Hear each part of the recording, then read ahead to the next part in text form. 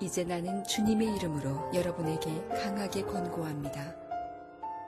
믿지 않는 사람들이 생각하고 행동하는 것처럼 살지 마십시오.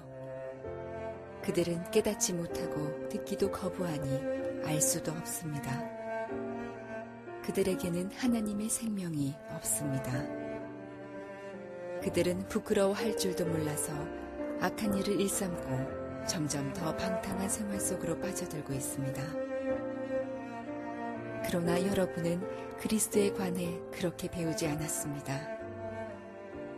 나는 여러분이 진정 그분의 말씀을 들었고 또 배웠으므로 진리 되신 그분 안에 살고 있다고 확신합니다. 옛 모습을 벗어버리십시오. 옛사람은 한없는 욕망으로 점점 더 눈이 어두워져 더 악하고 더러운 모습이 될 뿐입니다. 여러분은 마음을 새롭게 하라는 가르침을 들었습니다. 이제는 새 사람이 되어 하나님의 모습처럼 선하고 거룩하게 살아가십시오. 거짓말을 하지 말기 바랍니다. 우리는 한 몸에 속한 자들이니 서로를 진실하게 대하십시오. 화가 나더라도 죄를 짓지 말며 해가 지기 전에는 화를 풀기 바랍니다. 그렇지 않으면 사탄이 여러분을 공격할 수 있도록 놔두는 것이 됩니다. 도둑질하는 사람이 있으면 도둑질을 그만두고 새로운 마음으로 일을 시작하십시오. 그 손으로 열심히 일하여 오히려 어려운 사람을 도우며 살아가십시오. 말을 하려거든 남의 험담을 하지 말고 다른 사람을 칭찬하는 유익한 말을 하십시오. 여러분의 말을 듣는 사람들이 도움을 받을 것입니다. 하나님의 성령을 슬프게 하지 마십시오. 하나님께서는 마지막 날에 여러분이 구원받을 것을 보증하시기 위해 우리에게 성령을 보내주셨습니다. 원한을 품거나 화내지 마십시오. 가시도 친 말로 다른 사람의 마음을 아프게 하지 마십시오. 친절히 대하고 사랑과 온유함으로 하나님이 그리스도 안에서 여러분을 용서하신 것 같이 서로를 용서하십시오. 할렐루야. 우리 하나님께 감사와 영광과 박수를 드리겠습니다. 귀한 주일입니다. 예배 오신 여러분 주님의 이름으로 환영합니다. 하나님께서 은혜와 긍휼을 베푸시는 귀한 예배가 되시기를 바랍니다. 우리 한번 가슴에 손을 얹고 믿음을 고백하고 말씀을 나누겠습니다. 제가 먼저 고백하겠습니다. 하나님은 나를 사랑하십니다. 나는 그 사랑 안에 있습니다. 하나님은 오늘 나에게 말씀하실 것입니다. 그 말씀에 능력이 있습니다. 그 말씀에 생명이 있습니다. 내 마음을 하나님께 열겠습니다. 내 생각을 예수님께 집중하겠습니다. 들은 만큼 변합니다. 들은 만큼 행복해집니다. 믿음 생활에 있어서 무엇을 믿는가에 중요한 만큼 어떻게 살아야 할 것인가도 마찬가지로 참으로 소중합니다. 믿음이 없는 삶이 구원에 이르지 못한다는 것은 당연할 것일 겁니다. 그러면 삶이 없는 믿음은 어떨까요? 입으로는 하나님을 이야기하고 예수님을 얘기하면서도 그의 삶에서 전혀 하나님이 보이지 않는 그런 사람, 그런 믿음은 우리를 구원할 수가 있을까요? 주님 말씀하시기를 그런 믿음은 모래 위에 집을 지은 어리석은 사람과 같아서 비가 내리고 바람이 불면 그런 집은 쉽게 무너질 것이다 라고 말씀하시면서 그런 믿음은 너무나 위험하다. 곧 위기가 오고 어려움이 오면 그 믿음은 결코 버티지 못할 것이다 라고 이야기를 하고 계십니다. 또 야고보는 그런 믿음을 죽은 믿음이라고 설명을 하면서 삶이 없는 믿음, 말씀을 따라 살지 않는 또는 그런 노력이 없는 믿음이 얼마나 위험한가에 대해서 이야기를 하고 있습니다. 이렇게 믿음이 소중할 뿐만 아니라 믿음을 따라 사는 삶이 소중한 것입니다. 우리는 지금 바로 그 믿음을 따라 사는 삶에 대한 이야기를 나누고 있습니다. 지난 주일은 하나됨에 대한 이야기를 나눴습니다. 예수 공동체가 예수 십자가로 말미암아 하나 되었다라는 말씀을 나누면서 실제적으로 교회에서 그 하나됨이 이루어지기 위하여서 우리가 어떻게 해야 되는가, 어떤 마음을 가져야 되는가, 어떤 태도를 가져야 되는가에 대해서 함께 나누었습니다. 오늘 저희가 나누려고 하는 믿음을 따라 사는 삶은 우리가 이전과는 변화된 삶을 살아야 된다라는 삶의 변화에 대한 이야기를 나누어 보려고 합니다. 그것을 예수 공동체의 변화된 삶이라는 제목으로 우리가 어떻게 인생을 살아가야 될 것인가, 우리 삶에서 어떤 일이 일어나야 될 것인가, 거룩에 대한 이야기, 순결에 대한 이야기를 함께 이야기를 해보려고 합니다. 먼저 20절부터 24절까지 말씀을 한 절씩 같이 읽도록 하겠습니다. 제가 먼저 20절 읽겠습니다. 그러나 여러분은 그리스도에 관해 그렇게 배우지 않았습니다. 21절, 진정 그분의 말씀을 들었고 또 배웠으므로 진리 되신 그분 안에 살고 있다고 확신합니다. 옛 모습을 벗어버리십시오. 옛 사람은 한없는 욕망으로 점점 더 눈이 어두워져 더 악하고 더러운 모습이 될 뿐입니다. 여러분은 마음을 새롭게 하라는 가르침을 들었습니다. 이제는 새 사람이 되어 하나님의 모습처럼 선하고 거룩하게 살아가십시오. 우리 믿음이 건강하게 보호받기 위하여서, 우리 믿음 구원에 이르는 건강한 믿음이 되기 위하여서 어떻게 살아야 될 것인가 라고 말할 때 사도 바울은 오늘 본문에서 옛 모습을 벗어버리고 새 사람을 입어야 합니다, 이렇게 이야기를 합니다. 옛 모습을 벗어버리십시오. 여러분은 마음을 새롭게 하라는 가르침을 들었습니다. 이제는 새 사람이 되어 하나님의 모습처럼 선하고 거룩하게 살아가야 합니다. 믿기 전의 모습을 옛 사람 또는 옛 모습이라고 설명을 하면서 또 믿게 된 우리들을 새 사람 또는 새 모습이라고 설명을 하면서 비유를 하고 있는 겁니다. 옛 모습을 벗어버리고 새 사람을 입으라. 마치 옷에 대해서 설명하는 것처럼 비유를 들고 있습니다. 옛 모습을 더럽고 냄새난 옷으로 비유를 하면서 왜 그런 옷을 계속 입고 있느냐, 그 옷이 너에게 합당치 않다, 그 옷을 벗어버리고 새 옷을 입어라, 이렇게 말하고 있는 거죠. 옷을 갈아입는다는 것은 완전한 새로운 인생으로 변화된다는 아주 그런 의미입니다. 고대에 있어서 옷은 그 사람의 신분을 나타내고 그 사람의 됨됨이를 설명하는 것이었습니다. 예를 들어서 성경에는 귀인을 이야기할 때에 또는 제사장처럼 특별한 일을 하고 있는 존귀한 사람을 말할 때에 그들의 옷을 설명하면서 세마포 옷이라는 이야기를 합니다. 그 옷이 그의 신분을 나타내는 것이었습니다. 창세기를 보게 되면 요셉이라는 사람이 나오는데 그가 종으로 있다가 놀랍게도 하나님의 은혜 가운데 바로의 총리로 서게 되는 내용이 나올 때 바로 왕이 그의 신분을 확인하기 위하여서 바로 왕의 손에 있는 반지를 빼서 요셉에게 끼워주고 그 다음에 그의 옷을 갈아입힙니다. 세마포 옷으로 그의 옷을 갈아입히는 장면이 나옵니다. 옷이라는 것은 고대에 있어서는 신분을 상징하는 의미가 있었기 때문에 그런 겁니다. 근데 하나님께서 사도 바울을 통해서 우리에게 말씀하시는 것이 이제 우리가 더 이상 냄새나고 추한 옛 옷을 입지 말라는 겁니다. 우리 신분이 다 변화되었는데, 우리가 새 사람이 되었는데, 우리가 예수 앞에서 새로운 인생이 되었는데 왜 너는 여전히 과거에 사로잡혀 있고 과거에 냄새나고 추한 옷을 입고 그렇게 살아가느냐, 네 신분이 바뀌었는데도 불구하고 왜 너는 여전히 옛사람처럼 살고 있느냐라고 이야기를 하고 있는 겁니다. 우리는 당연히 이런 말씀을 드리면서 그러면 옛사람의 모습은 어떤 모습일까 질문을 하게 될 것인데, 거기에 대해서도 사도 바울은 이렇게 잘 기록을 하고 있습니다.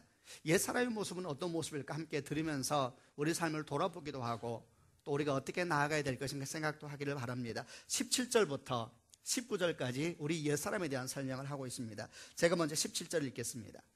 이제 나는 주님의 이름으로 여러분에게 강하게 권고합니다. 믿지 않는 사람들이 생각하고 행동하는 것처럼 살지 마십시오. 그들은 깨닫지 못하고 듣기도 거부하니 알 수도 없습니다. 그들에게는 하나님의 생명이 없습니다. 19절은 같이 읽겠습니다. 그들은 부끄러워할 줄도 몰라서 악한 일을 일삼고 점점 더 방탕한 생활 속으로 빠져들고 있습니다. 옛사람의 모습을 사도 바울은 세 가지로 설명을 합니다. 첫 번째는 17절에 말씀하기를 믿지 않는 사람들이 생각하고 행동하는 것처럼 살지 말라 이렇게 되어 있는데, 그들의 생각과 행동이 우리하고 다르다는 이야기죠. 개역 성경은 이 부분을 조금 더 잘 설명을 해주고 있는데 이렇게 말을 합니다. 옛사람은 그들의 마음이 허망한 것으로 가득 채워져 있다, 이런 설명이 나옵니다. 옛사람의 특징이 마음속에 들어있는 것이 허망한 것이 가득 차 있다는 겁니다. 허망하다는 뜻은 어떤 뜻이냐면 무가치한 것들, 허영심으로 가득한 것들 또는 교만한 것들을, 허무한 것들을 설명할 때 허망하다 그렇게 설명을 하는데, 옛사람의 특징이 무가치한 것으로 마음을 가득 채우면서 그것이 마치 진짜인 것처럼 살고 있다라고 성경은 말을 합니다. 다른 말로 하면 채워도 결코 채워줄 수 없는 것인데, 사실은 가져도 풍성할 수 없는 것인데 그걸로 채우면서 그것을 가지면서 인생의 목표를 그렇게 살고 있더라라고 얘기를 하고 있는 겁니다. 저는 이 모습을 생각하면서 마치 공갈빵과 같다 생각이 들었습니다. 여러분 공갈빵 아세요? 지금은 공갈빵이 다이어트 빵 중에 하나예요. 보기에는 풍성한데 칵 먹는 순간 다 비어있죠. 근데 아주 저희 어렸을 때 공갈빵은 우리를 분노케 하는 빵이었죠. 너무 배가 고파서 먹었는데 딱 잡는 순간 안에 다 비어있어서 먹어도 배부르지 않는, 배고픈 우리를 낙심시켰던 그런 공갈빵인데, 여러분 영혼의 공갈빵이 있습니다. 가져도 채워지지 않고 먹어도 채워지지 않는 것이 있다는 것이죠. 이런 내용을 설명하면서 성경사 역사상 가장 부유했다고 말하고 가장 지혜로웠다고 말하는 솔로몬의 고백을 들어보는 것은 도움이 됩니다. 성경에서 말하기를 그는 자기가 하고 싶은 것을 다 해봤다 그랬습니다. 모든 사람이 부러워하지요. 그는 자기가 하고 싶은 것 다 해봤다 그랬습니다. 그는 엄청난 명예를 가지고 있었고 상상할 수 없는 돈을 가지고 있었고 수많은 아내와 함께 살았고 화려한 궁궐을 지었고 게다가 그것도 끝이 아니라 탁월한 지식까지 가지고 있었습니다. 그는 그가 하고 싶은 것 다 해보았습니다. 그 마음에 원하는 것 다 해봤습니다. 그런데 그가 말년에 이런 고백을 합니다. 헛되고 헛되며 헛되고 헛되니 모든 것이 헛되도다. 사람이 해 아래서 수고하는 모든 수고가 자기에게 무엇이 유익한가? 모든 강물은 다 바다로 흐르지만 바다를 채우지 못하고 만물의 피곤함을 사람이 말로 다 할 수 없으니 눈은 보아도 족함이 없고 귀는 들어도 차지 아니하는도다. 옛사람 이렇게 산다는 것입니다. 사실은 결코 영혼을 채울 수 없는 것으로 영혼을 채우면서 그것이 진짜인지 알고 사는 사람들의 모습, 그 부분을 사도 바울이 옛사람의 모습이다 그렇게 말을 하고 있습니다. 또 연이어서 18절에 말하기를 옛사람의 모습이 어떤 모습인가 설명하면서 그들은 깨닫지 못하고 듣기도 거부하니 알 수도 없습니다. 그들에게는 하나님의 생명이 없습니다. 이렇게 말을 합니다. 깨닫지 못하고 듣지도 거부하니 알 수가 없습니다.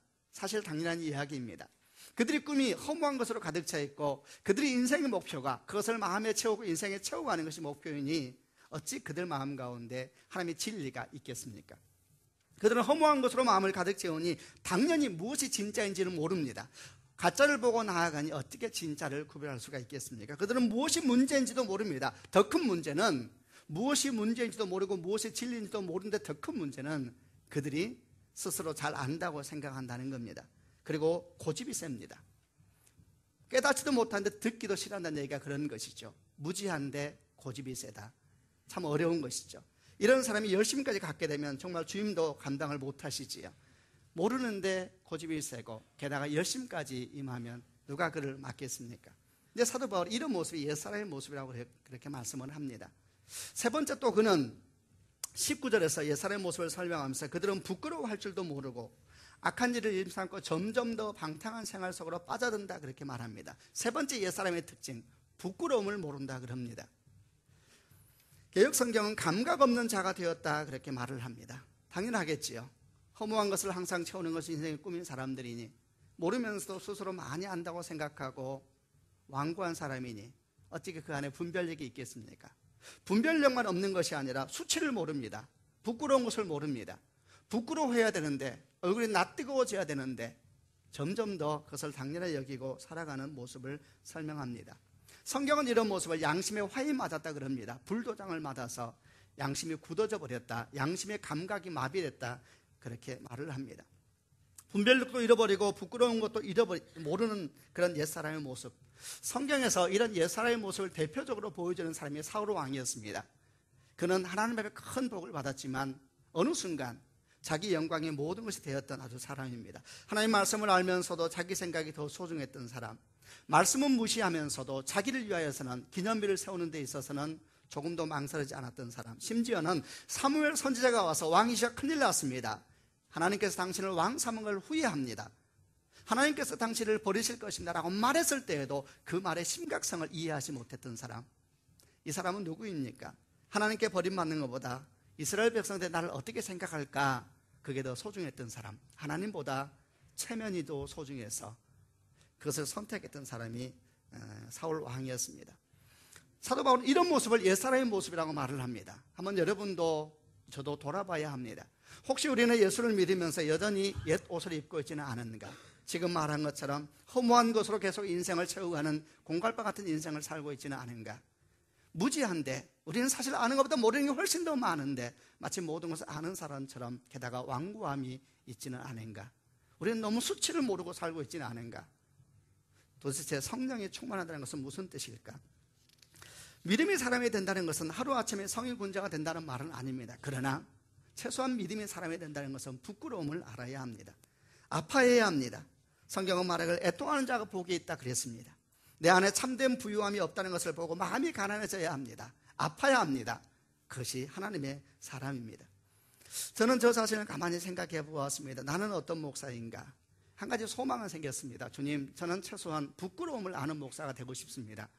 10년, 20년 지나고 난 다음에도 하나님 정말 수치가 뭔지 아는 사람이 되고 싶습니다.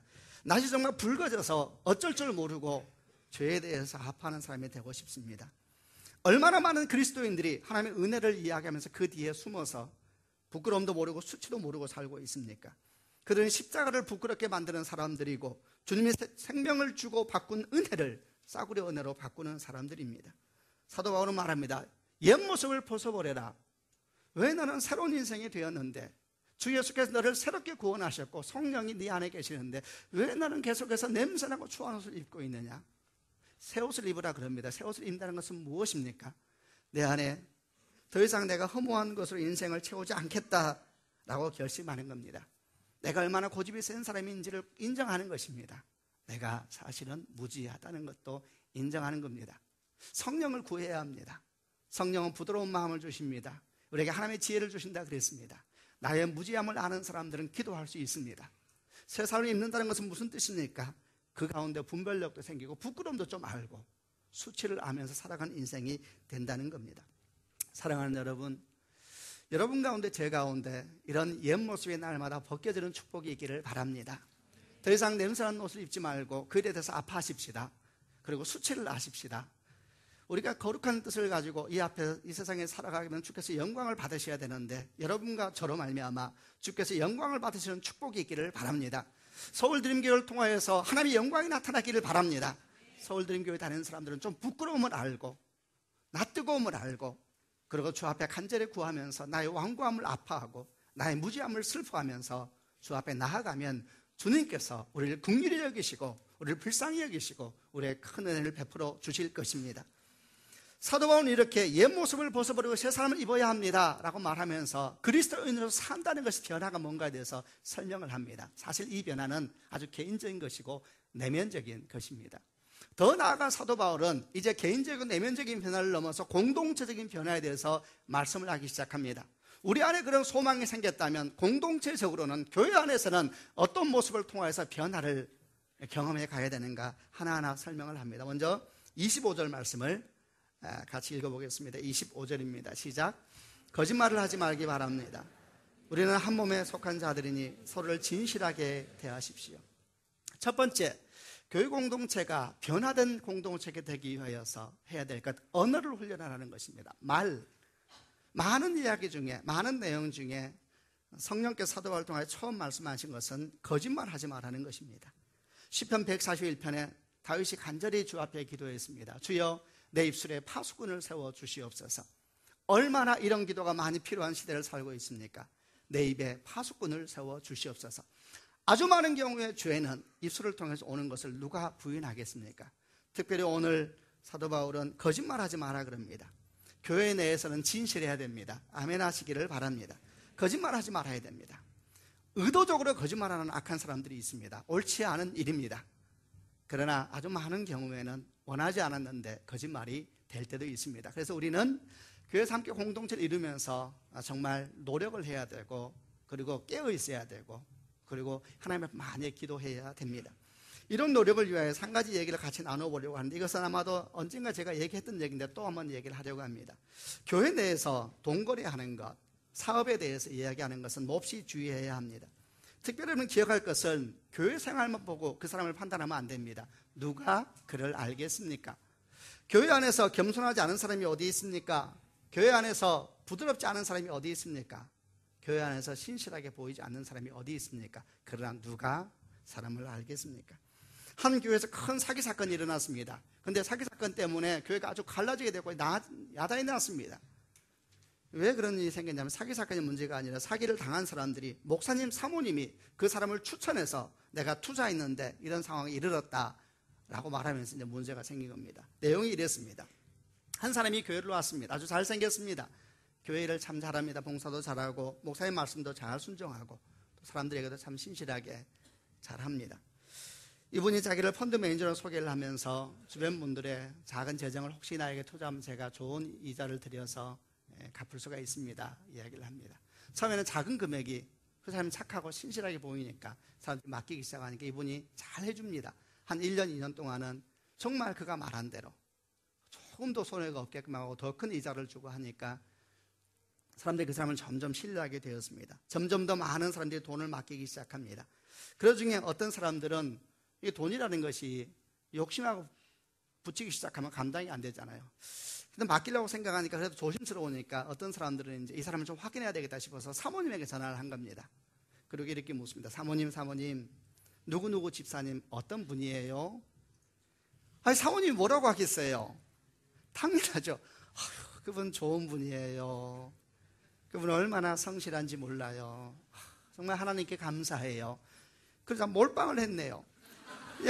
다 그려. 너무나 큰 돈이 여기저기서 다. 어느 날 갑자기 이분이 돈을 가지고 사라지셨습니다. 야단이 난 것이죠.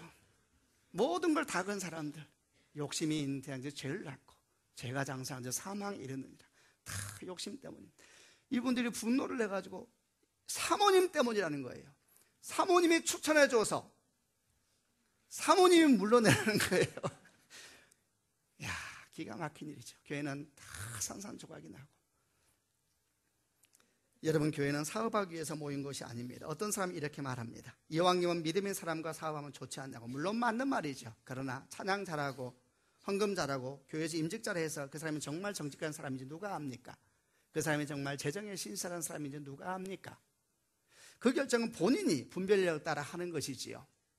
여러분, 교회 내에서 돈에 대해서는 몹시 조심해야 됩니다. 돈은 있는 것도 좋은 것도 아니고 없는 것도 마냥 좋은 것이 아니니 정말 지혜롭게 잘 해야 되는 것입니다.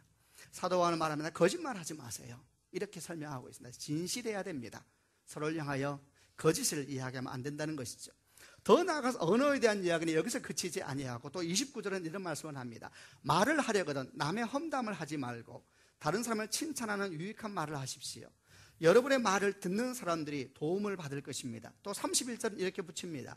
원한을 품거나 화내지 마십시오. 가시돋친 말로 다른 사람의 마음을 아프게 하지 마십시오.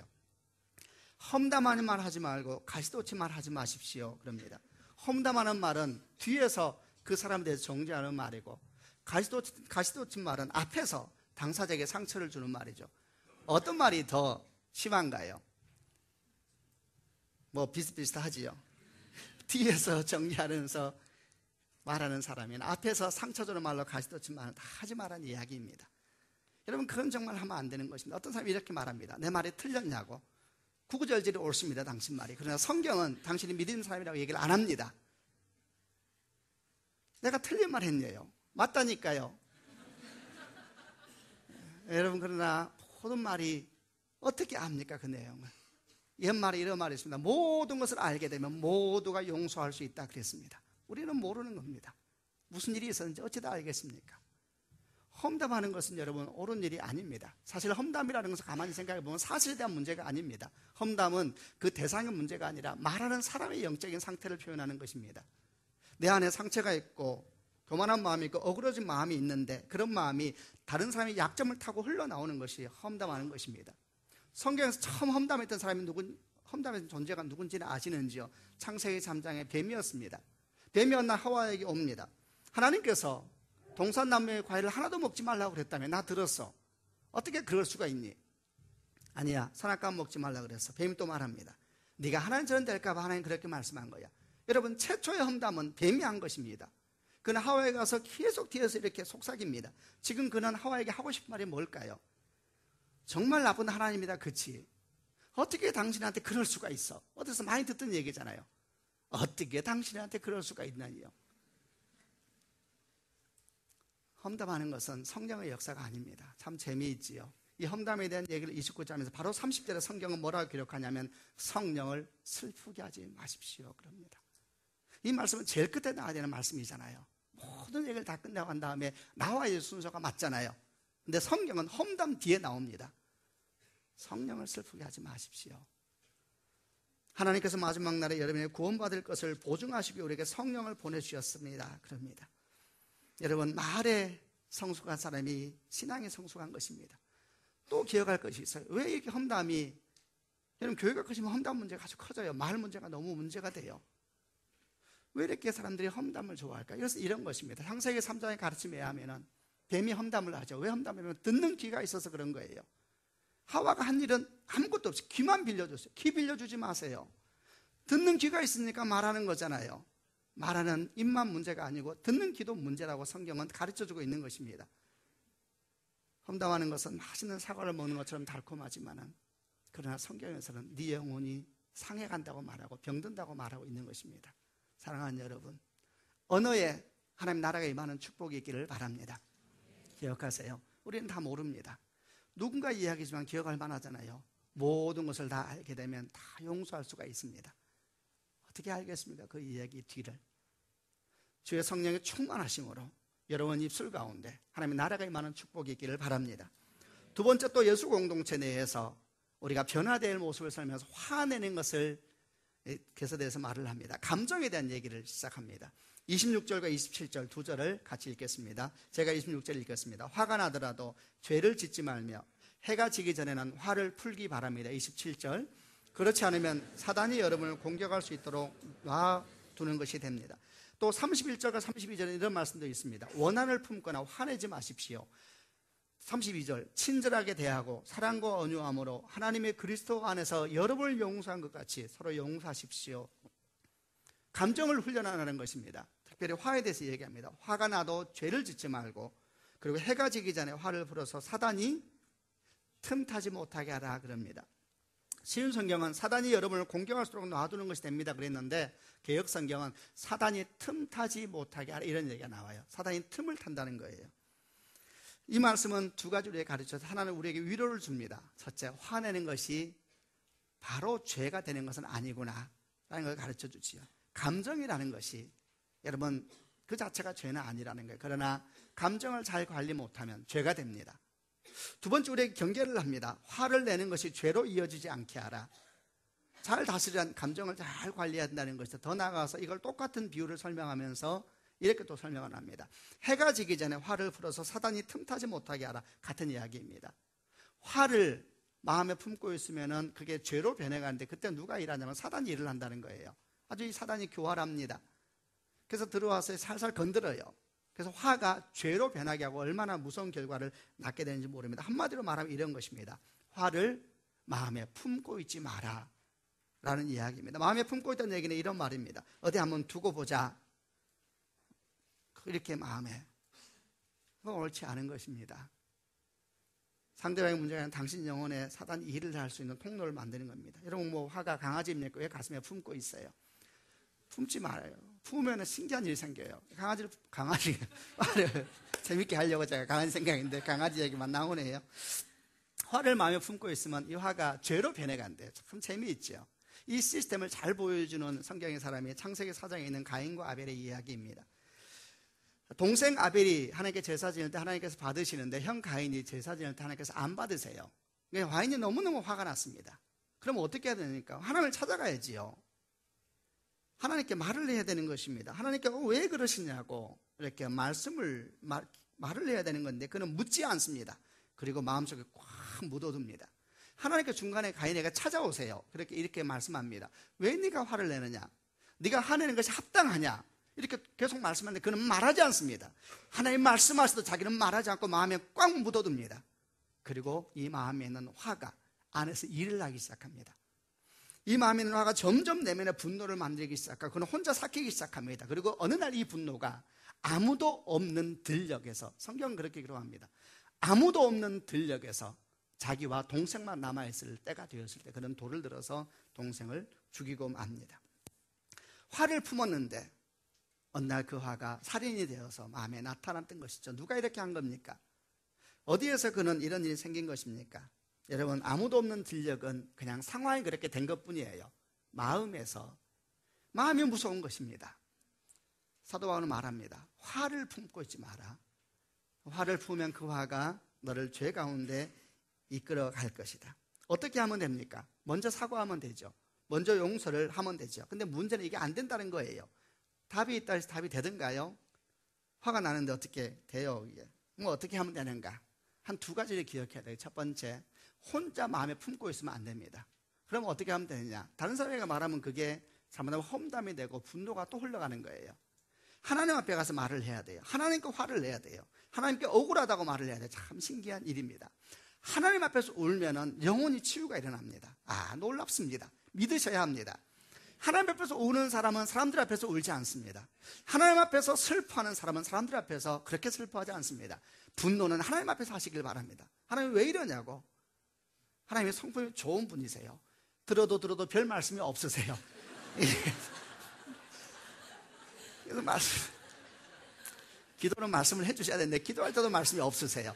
하여튼 하나님의 막 말씀해야 돼요. 참 신기하죠. 성령은 여러분 역사합니다. 마음에 신기한 일이 생겨요. 이건 마음에서 하나님의 역사가 생기기 시작합니다. 하나님께 가서 풀어야 돼요. 두 번째 기억할 것은 뭐냐면 화를 품지 말고 오늘 말씀하신 말씀을 품어야 합니다. 화가 죄가 되지 않게 해라. 해가 지기 전에 화를 풀어. 아주 중요하면 들어야 돼요. 그렇지 않으면 사단이 틈탈 것이다. 여러분, 우리가 미워하는 사람이 아무리 미워도 사단만큼 밉지는 않을 거예요. 다시 제가 말할게요. 이럴 때는 아멘 해야 되는 시간이에요. 여러분, 우리가 아무리 누가 미워도 사단만큼 미운 건 아니에요. 기억하셔야 돼요. 누군가를 우리가 미워할 때 우리가 잘못 관리하면 사단이 들어와요. 결코 그렇게 놔두면 안 되는 거예요. 참 재미있지요. 말씀을 품어야 돼요. 화를 품으면 죄가 되지만 말씀을 품으면 기적이 일어납니다. 분명히 역사가 일어납니다. 단순간에 안 돼도 그 말씀을 자꾸 품어야 돼요. 그러면 몸이 움직이기 시작해요. 처음에는 그 다음날 아침에 화를 풀어도 그 다음 원래 자고 나면 다 풀리거든요. 풀려도 나중에 되면 그걸 생각하게 돼요. 성경은 자기 전에 풀려고 그랬는데. 그러면 마음이 이 역사가 일어나는 거예요. 두 가지. 풀어도 하나님 앞에 풀어라. 두 번째, 말씀을 품어야 된다. 그러면 그 말씀이 마침내 일을 하리니. 신기하지요? 우리도 모르는 사이 우리가 변화되고 있는 것을 보게 될 것입니다. 아멘. 여러분, 그 역사는 일어납니다.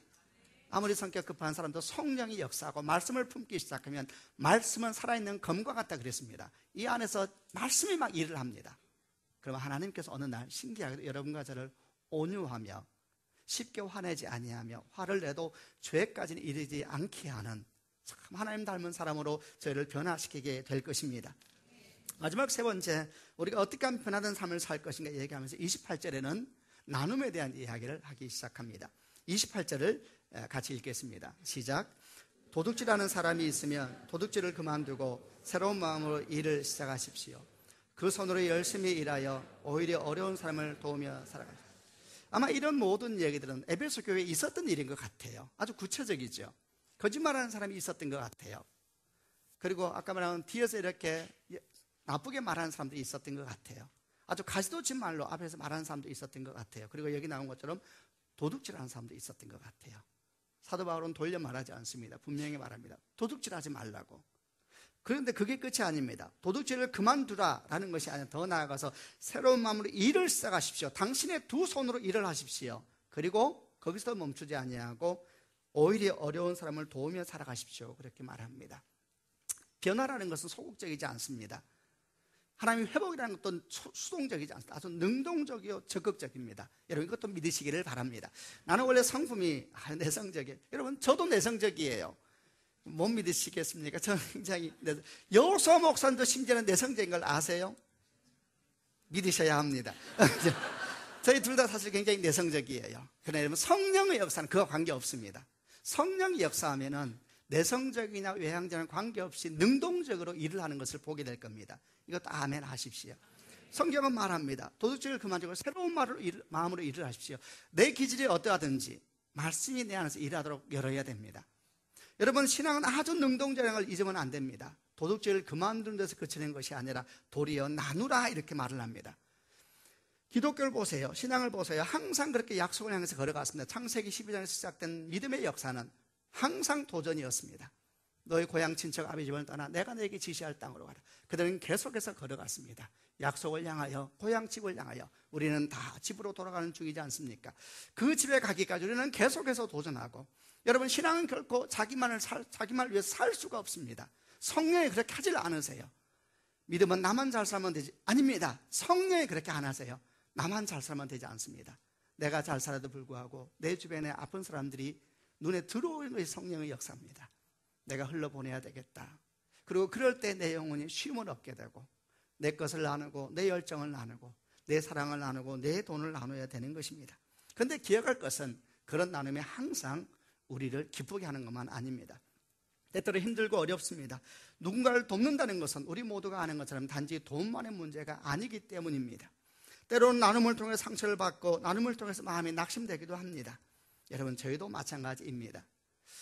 얼마 전에 저희가 IT 아이들을 와서 심장병 수술을 했고 그림도 판매하고, 저희가 또 커피숍에서 말씀을 드렸는데 얼마나 고마운 일입니까? 그런데 여러분 아시죠? 그 아이 중에 한 명, 발목이라는 아이는 끝내 수술해서 회복되지 못하고 하늘나라로 갔습니다. 이번 구정 때 미얀마 언챙이 수술하러 많은 분들이 헌신하며 갔습니다. 여러분, 그 중에 한 아이는 마취해서 깨어나지 못하고 천국을 갔습니다. 사실은 한국에 있는 사람들은 똑같은 의료행위를 하면 깨어나요. 우리는 건강하니까. 그런데 그들은 너무나 가난하고 약한 나라에 살아서 똑같은 의료행위를 해도 안 깨어나는 거예요. 몸이 너무 약한 거예요. 저는 이런 소식을 들었을 때 가장 먼저 떠오른 것은 참으로 미안하지만 하늘나라에 간 그 아이들이 아니고 우리 헌신자들이었습니다. 의사들, 봉사들, 선교사들 얼마나 힘들었을까. 살리기 위해서 갔는데 죽었을 때 얼마나 마음이 아팠을까. 그냥 그림이 그려졌습니다. 그 아이를 앞에 놓고 바라보고 있는 모습이 그냥 생각이 났습니다.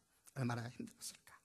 같은 교회 다니면서 누구는 명절을 하고 이렇게 행복하게 지내고 있는데 우리 사랑하는 동료조 중에 한 명은 힘들겠구나. 힘들었습니다. 아, 참 힘들겠다. 사람들은 그런 일이 생기니까 그런 거 하면 안 된다 그럽니다. 그러나 우리들은 그런 일이 생길 줄을 알면서도 해야 된다 그럽니다. 누군가를 위해 사랑을 나누고 열정을 나누고 시간을 나누고 돈을 나누는 것은 우리가 생각하는 결과만을 가지고 오지 않습니다. 그래도 해야 됩니다. 우리는 압니다. 섬김이라는 것은 돈 문제도 아니에요. 시간만의 문제가 아니라 기도의 문제이고 성령의 문제이고 믿음의 문제라는 것을 알기 때문입니다. 서울드림교회는 많이 기도해야 됩니다. 우리가 금년에 특별히 작정해서 국내에 많은 일을 지금 열심히 하고 있습니다. 나중에 저는 다 나누게 될 거예요. 잘하고 있어요. 열심히 하고 있어요. 낭비하지 않게 하기 위해서 노력하고 있어야. 그러나 여러분, 많은 분들이 헌금을 해주셨지만 진정한 변화는 돈에서 오지 않지 않습니까? 기도해야 됩니다. 많이 기도해 주셔야 합니다. 여러분, 저희가 작은 저금통을 가져와서 이렇게 동전을 붓죠. 해주세요. 동전 집에 있으면 뭐 해요? 가져와서 붓고 그 동전을 이렇게 저금통에 부을 때에 동전만 물지 말고 한 번만 기도해 주면 돼요. 주님 도와주세요. 여러분, 돈은 가도 문제예요, 안 가도 문제입니다. 다 어려운 거예요. 돈은 주는 것이 때때로 더 무서워요. 정말 우리는 지혜가 필요하고 겸손이 필요하고 온유가 필요하고 주의 마음이 필요하고 하나님의 심장을 가지고 하지 않으면 주어도 상처요, 주지 않아도 상처니 우리가 많이 기도하면서 나아가면 하나님께서 교회 가운데 여러분과 제 삶 가운데 큰 은혜를 더하여 주실 줄로 믿습니다. 다시 처음에 본문으로 돌아가면서 말씀을 마무리하겠습니다. 이제 나는 주님의 이름으로 여러분을 강하게 권고합니다. 믿지 않는 사람들이 생각하고 행동하는 것처럼 살지 마십시오. 여러분은 그리스도에 관해 그렇게 배우지 않았습니다. 옛 모습을 벗어버리십시오. 이제는 새 사람이 되어 하나님의 모습처럼 선하고 거룩하게 살아가시기를 바랍니다. 주님의 은혜와 축복이 여러분과 함께 하시기를 바랍니다. 기도하겠습니다. 한번 가슴에 손을 얹으시기를 바랍니다. 살아계신 아버지 하나님, 저희 안에 주의 성령이 계십니다. 참으로 감사합니다. 그럼에도 불구하고 우리는 여전히 냄새나는 옛 옷을 입고 있는 모습이 참 많사오니 주여 우리를 불쌍히 여기시고 우리가 일에 대해서 몹시 마음 아파합니다. 슬퍼합니다. 주님, 주여 우리를 도와주셔서 하나님, 저희가 겸손하게 한 걸음 한 걸음 걸어가겠습니다. 우리는 참으로 능력이 없고 과연 우리 가운데서 그런 변화가 생길까 의심이 많지만은 주께서 우리와 함께 계시니 주께서 겸손한 우리 마음 가운데, 우리의 무지함 가운데 크게 일하여 주실 줄로 믿습니다. 주여 우리에게 역사하여 주시옵소서. 교회를 축복하여 주셔서 기도하는 교회가 되게 해주시고 겸손한 마음을 가진 교회가 되게 해주시고 참으로 온유한 마음으로 주 앞에 나아가는 주의 교회가 되게 해 주옵소서. 오늘은 귀한 날입니다. 우리를 위해서 찢기시고 흘린 피와 살을 기억하면서 주의 성찬을 참여합니다. 아멘. 주 예수 영이여 오시옵소서. 우리 한 사람 한 사람 가운데 주의 나라가 다시 한번 임하는 축복된 성찬이 되게 하여 주옵소서. 예수님 이름으로 기도합니다.